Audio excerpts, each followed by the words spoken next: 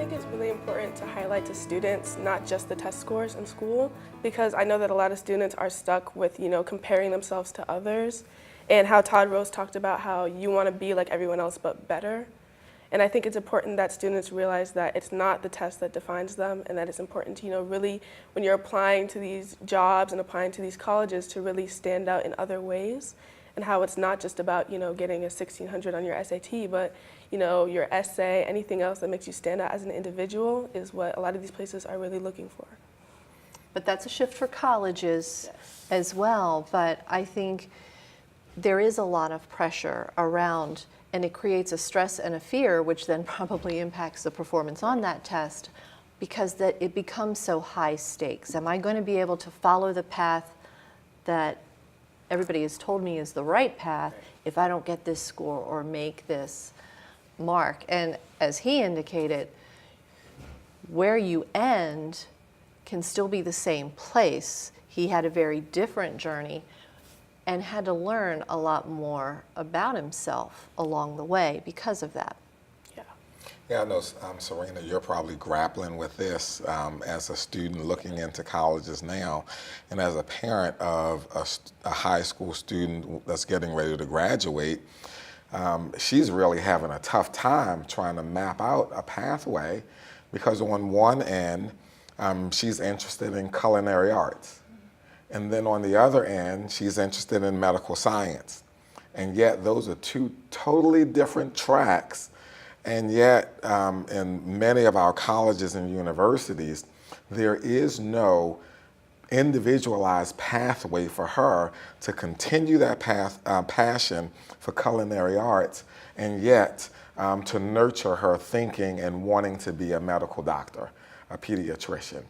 And so we're really struggling now on trying to find the right fit for her, so that she doesn't lose those passions on both ends of her brain and thinking. And as a parent, I'm the same way. My son just graduated college last year, but halfway through, he knew that that wasn't the path that he lost the interest. It was something that he had always wanted to do, but then once he was in political science, but then found that he had a passion for fine arts.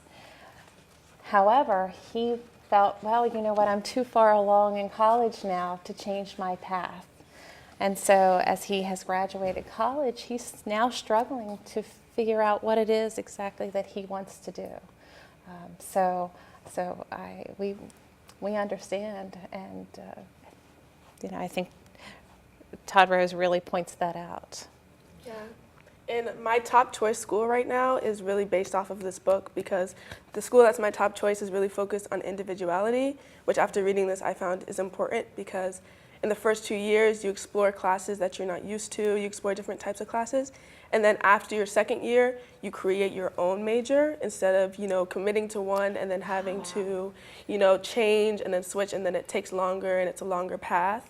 So you create your own major, you make it, more individual to you so that you can succeed in a different way than another student that's taking different classes than you or the same classes than you.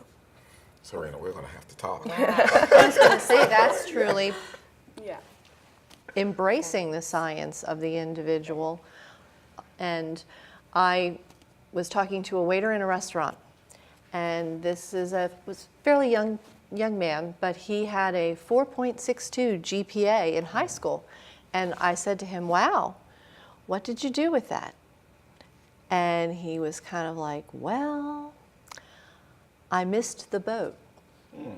And I didn't take the path, that my brothers and sisters did. And I just looked at him and I said, because after reading this book, I said, no, you didn't miss the boat. You're on a different boat. Where are you and where do you want to go? Because your journey is going to be different than your brothers and sisters. And he talked about going back and beginning to take some classes, and now having a better sense of who he is and what he wants to be. So again, that whole notion of your son didn't know at 19 or 20, correct. And a lot of our kids don't, but we have sort of created this is how it has to look. And that just sounds fabulous and smart you to find a place like that that's going to enable you to do that. I was thinking about, in the book, Rose talks about traits being a myth. And as I thought about just the concepts in this book, I thought about me as an educator and now as a leader of educators. And I was thinking about what we do, not only to staff, but more so to students, in trying to pigeonhole them into learning in a specific way. You know, and I'm thinking about the whole notion of learning styles. You know, and we take learning style inventories and say that because a student has a particular learning style, then we need to teach that student in that learning style. Well, that's not the best research-informed practice. He talks about don't just teach students based on what we think is their preferred learning style, because the learning style should be changed based on the context of the learning situation. Mm-hmm. And so teach students all different learning styles and in all different modalities, and let's provide students with options and choice in learning, and they will select the learning style that's best for them for that particular context in that learning situation. And I think that is, if there's something immediately that we can do as educators, it's that concept, not pigeonholing students to say, because you are an introvert and you don't like talking in large groups, then all the time I'm just going to make sure I talk to you individually or in a small group, and not based on the context, giving you another opportunity to demonstrate your skills and your giftedness. Absolutely. And I think, you know, that whole context principle academically, but also in terms of behavior. And, you know, do we see a student who, like he used the example of, you know, they called me aggressive and my grandmother couldn't believe it. Mm-hmm. Because that's not how I was. And part of his aggression was really trying to cover up for other things. And so, again, just like we might be labeling around academic profiles of an individual, behavioral characteristics, personality characteristics that don't think about that if then. And I think every one of us can think about, I act this way here, but maybe very differently there. And that can be just as damaging in working with young people. Yeah, when I think about our English learners, and some come from different countries and different areas where the schooling system is very, very different. And we put them in a context of our schooling system here in the United States, and we wonder why it appears as though they're disengaged, or it appears as though their mind is somewhere else. Well, the context is very different. And instead of the student adjusting to our context, knowing the difficulties that it may present to them, we certainly can easily adjust the context to best bring out their particular backgrounds and experiences. And excellent, he says, excellence is a path available to everyone.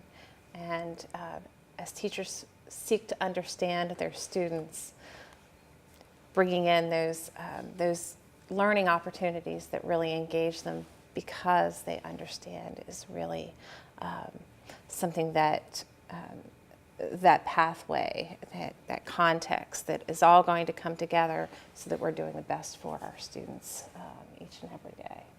Yeah, and I think there's a very discouraging notion about, you know, if you go straight to work, there's nowhere you can really go. But I love how he talks about, you know, Costco, for example, how you can start as, you know, a cashier or a cart mover, but you can work your way up to something way higher, something really important to the company. You don't have to go to Harvard and get a business degree to, you know, be really important to a big company like that. And I think it's important to know that, you know, there's not one way of doing things, and there's not one way of, you know, being excellent. You don't have to spend thousands of dollars to really move up your way in success in your career.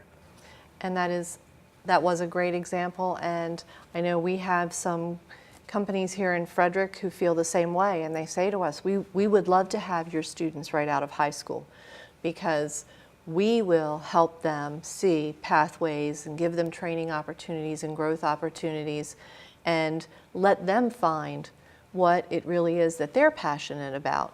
And again, not having spent $45,000 to realize that these courses are not, and maybe those courses don't even really line up with what the field would be like. So yes, that whole piece about, again, I go back to it's within the context. When you have a job and you're enjoying it, but you can see other things and opportunities that you want, it just makes everything you're going to learn and experience more relevant and therefore probably a lot more motivating. So here's to excellence for everyone. Thank you so much for reading the book and joining in the conversation, and I hope some of you will be able to join us on Twitter as well as we continue to unpack the end of average and what does that mean for us as a school system, as educators, and as parents going forward. Thank you so much for joining us.